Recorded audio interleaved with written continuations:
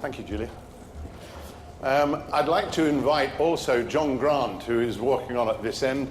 Maybe you know, John Grant is nipped over, he's quite busy over the road, chairman of BRDC, and John, right at the last minute, has accepted my invitation to just come and talk with us for a moment or two, because he really is busy, as you can hear in the background.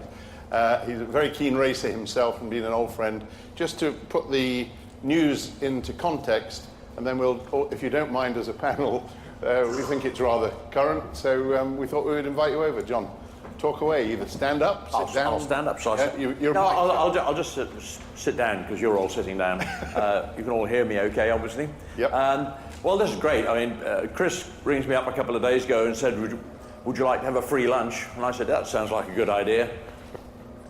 Ushers will be in, and I'm sitting up here having to talk to you as well, so it's a bit of a surprise. They all feel the same, I think. Okay, good, all right, excellent.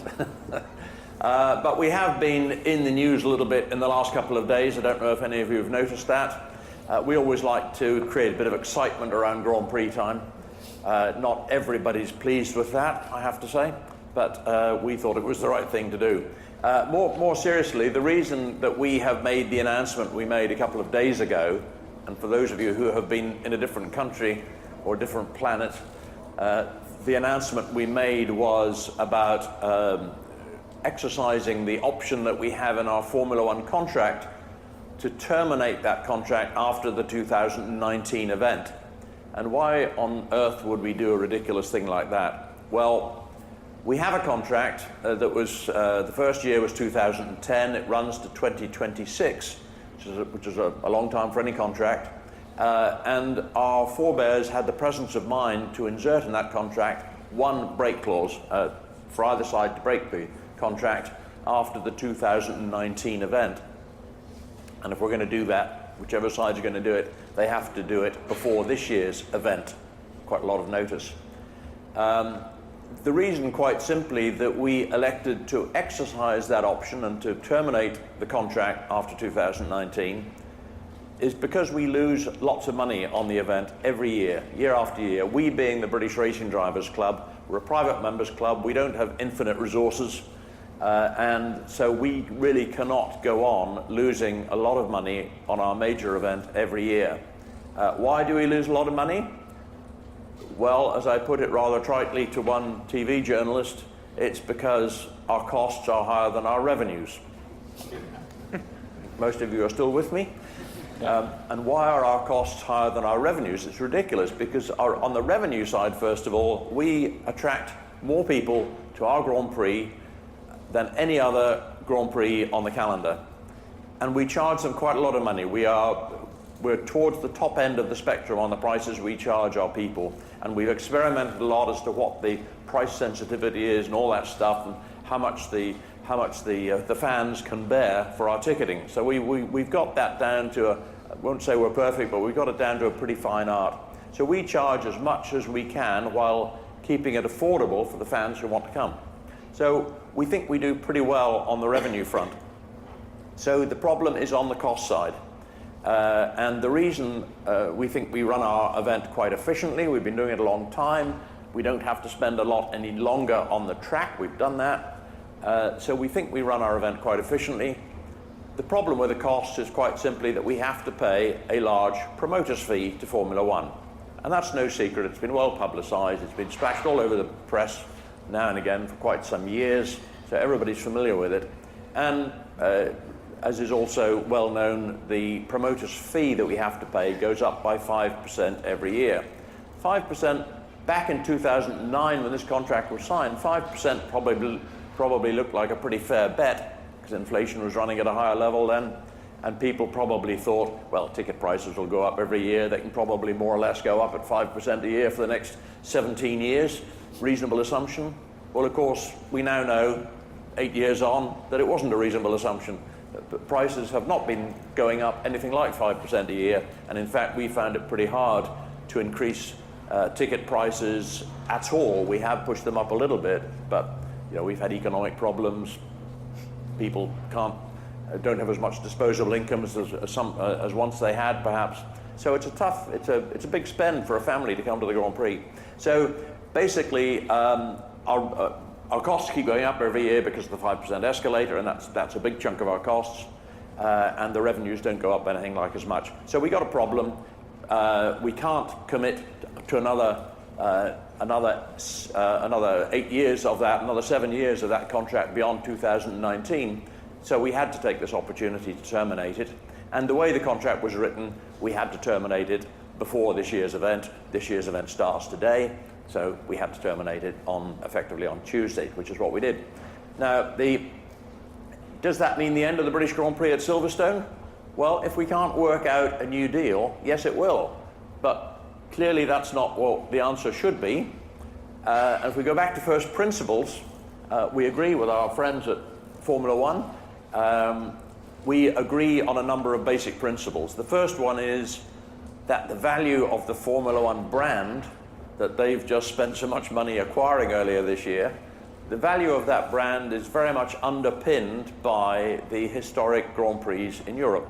And they've done a lot of research, or various people have done research that absolutely makes that clear. If there was a survey of fans done recently, again, it's done every year, and that reaffirmed, I think, that the most popular circuit in the fans' view was, first of all, Monaco, secondly, Monza, third, Silverstone, and then two other European circuits after that, and the first non-European circuit was Malaysia, which I think ranked 6th. It's quite interesting.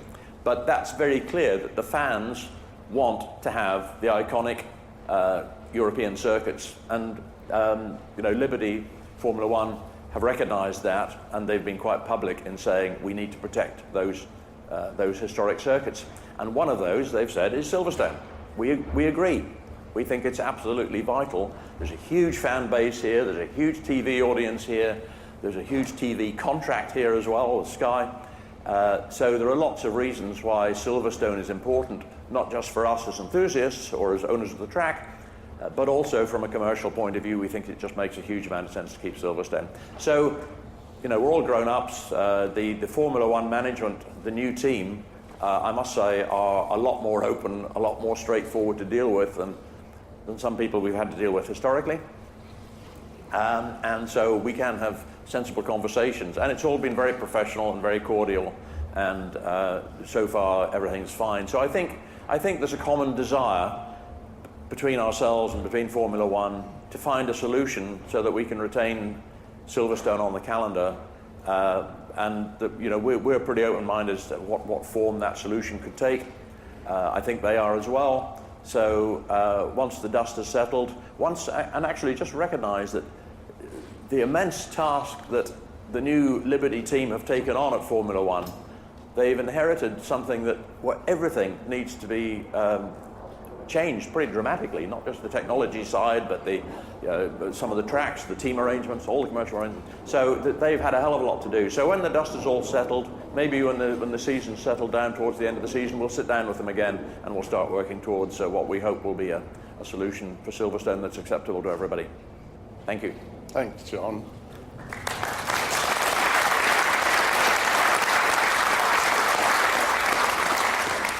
Well, thanks that the price of lunch means you've got to sit here and tell everyone that story, but I think I can speak on behalf, I hope, of the whole room, that we wish you success. We want to hear that noise for many years to come, and we realise, in fact, this is a harsh lesson that Pat was mentioning.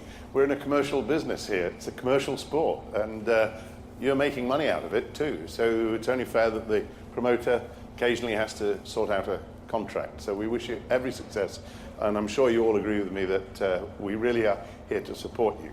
So thank you, John, and good luck to you and your colleagues. You missed a little bit of the earlier presentations, and really it's now for you to remember this is about business growth, and all my friends here knew, and John, by securing the Silverstone Grand Prix for years ahead, you'll help our business growth. So you're on the right panel here. Just do it. Each one of you put up, I thought, a fabulous presentation. It's somewhat self-indulgent kind of conference. I'm glad I'm at it and listening to you. Questions from the floor. Nick, did you have a question? Yes, I've got one here from Mike Dewhurst from Polar Technology, and I think it's probably aimed at Pat. Would Active Aero allow the cost of aerodynamic development to be reduced? Could this be limited by setting absolute downforce limits to balance aerodynamic performance across the grid? That's a business question. I was going to say, is that about business? Mike, that's not business growth. I'll answer it very briefly. Active Aero is very much part of road cars these days. It is in a very limited form part of Formula One with the drag reduction system. In 2021, I do expect that there will be a lot more Active Aero on the cars. And no, it will not reduce the amount of research that goes into aerodynamics. That's still the best bang for buck that you can get in terms of vehicle performance, and it will remain so. So that was a very brief answer. And do you think it will have to make the sport more entertaining, or it won't get past the test? That's top of the list. That's right. So whatever makes it. There's a gentleman here holding his hand up, and there's a gentleman down here, and there's there and there. My goodness, this is going to make my job easier. Hi. This is a question for... Name your company. Oh, sorry. So we can know this. Jack Taylor from Composite Metal Technology. We know where to send the rip. We manufacture metal matrix composites, and the Innovate funds are really useful for our business. They have been. We've got a couple ongoing at the moment. But one of the things that we struggle with, you mentioned that there's a very small percentile of innovative companies in the UK. Do you have more of an open database of those companies, the companies that are interested in Innovate projects, who are really at that front line that we can access, so we can try and create partnerships between those different organisations? So funding and connecting, so the connecting bit is really important. So the connecting opportunities, very quickly, we have Innovate UK's knowledge transfer network, so that creates various communities. If the community around motorsport isn't strong enough, tell me, and I'll tell Chris Walkup that runs that, and we'll see what we can do about it. The other thing is there's a lot of collaboration meetings that are held around the competitions, and we're trying to make those more effective, reaching out to new geographies. But it's a good point. It's about connecting as well as actually funding. And if we can find better ways to do that, I'd be very interested to try and achieve that. But I think, yes, knowledge transfer network communities, tell me if they're not good enough. I'll pass that message back. And then the collaboration sessions we do around the actual competitions, again, tell me if you've got challenges with those, and I'll see if we can do something about that too. I love the directness of my friend Kevin. Hands up. This is an interesting question. It's not a trick question. Hands up if you are currently working or active within a KTN. Got some work there, Kevin? Yes, so that's a good message back. I mean, that's the most unsophisticated market research. Thank you. But it was so dramatically obvious. Not good enough is what I heard. Yes. All right. KTN. I use the words KTN to annoy you because it's the knowledge transfer network, which we should all be engaged in. And I've often wondered, and I've never indulged myself to question, I don't know, maybe we could have a motorsport KTM, and I think it'll accelerate this. Have you worked in, Williams connected to a KTN? I think not really is the answer, but I think How interesting. for our size of company, we can almost sort of get beyond that and have the sort of direct conversations and all that sort of thing. So far we haven't really found the need for it, but I mean, I think we'd be very keen to get involved in it. I think where we're most useful, because to be honest, you know yourselves probably better than we would ever get you to know each other, but when you need to change sectors, when you need to meet new people, as to your question really, that is where we should be at our best. And by the way, to keep the collaboration going, this gentleman and many others are outside in the sunshine, not here where the food is, and they keep asking me, would you tell people to go outside, because there's a whole bunch of exhibits out there, so that's given me a chance to do a bit of location promotion. Gentleman over here, there's I'll hold on a sec, this gentleman, and there's one at the back. Speak up, microphone at the front. Kareem. Okay, there's a lady over there. Ladies should have gone first, I didn't notice. Hi, Chris Bowers from CMB Automotive Marketing, and this is really a question directed at you, Paul. You've been quite clearly successful in the transfer of your technology into various other market sectors. Now, I imagine to a degree that's some of that success is driven by the Williams brand.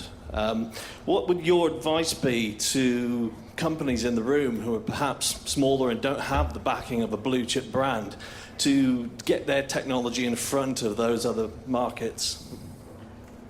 Yeah, so very good question, because I am very conscious that for us at Williams, and I think McLaren in the same position, you can trade on those brands, and it gives you this massive leg up that other people don't necessarily have.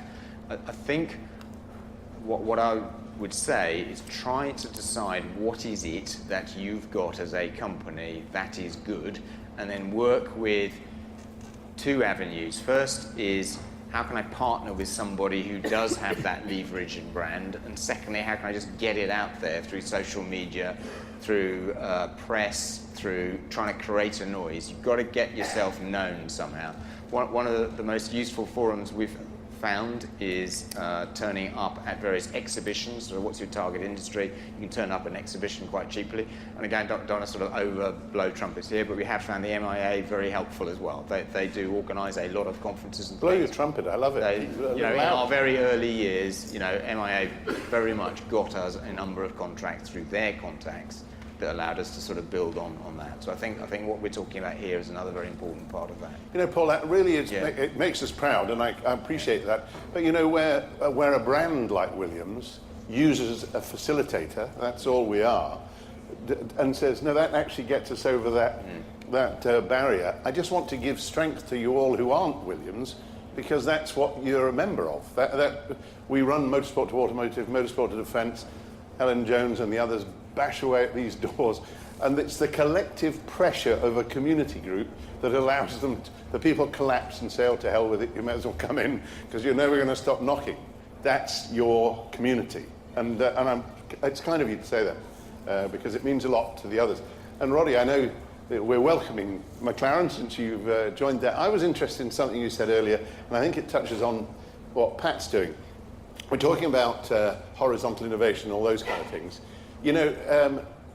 Actually engaging with entertainment, I think, and I think it's the same with Kevin here, I am thrilled at the innovation that's going to come from all that wide range of making our sport, not just Formula One, our sport engage through all the technology opportunities that are there. And I think, Pat, you feel the same. As we haven't even scratched the surface of it, and Formula One is our leader.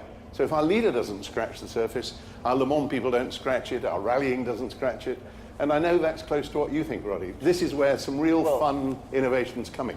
That's what I think, and that's what I am experiencing by meeting people from the entertainment industry, which are complementary to what we're doing. And there are McLarens, Williams, and other companies like us, but working on entertainment. We need an unbelievable technology know-how and ready to partner.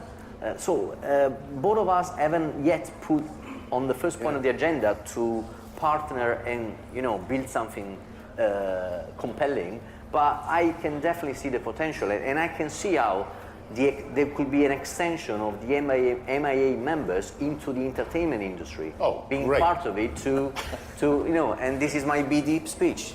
The other point is I'm also been doing some research, some analysis on what other sports are doing in terms of entertainment, and I have to say we better roll up our because there is a lot to do. I mean, in other sports there are very interesting applications, and I think with our love for speed we can definitely catch up and maybe overtake. Rodi won't understand this, but when you actually visually are told on your television the RPM of a cricket ball bowled by a spinner, and the commentator makes a point about the speed the ball is spinning, I do think we've got a lot of work to do. Pat, I'm going to go to Kevin in a moment, but you feel the same, don't you? This innovation, our audience ought to understand to come forward. I think the gaming part of it is really interesting because, believe it or not, we're looking at using that in some of the work we're doing at the moment. So one small aspect of our investigations into 2021 is a program we're calling Close Racing. Now, of course, a lot of it is based on aerodynamics. It's not overtaking necessarily, but it's certainly trying to improve the aerodynamics and the total dynamics of the vehicle to allow closer racing, to allow closer following and things like that. And we thought a lot about how we test some of our ideas. And we are engaging with the gaming industry because we then have this huge statistical database. You know, we can put our physics engines into these multiplayer simulations, and we can start to see where the trends are. So I think it does show that, you know, in Formula One we are finally moving into the 21st century.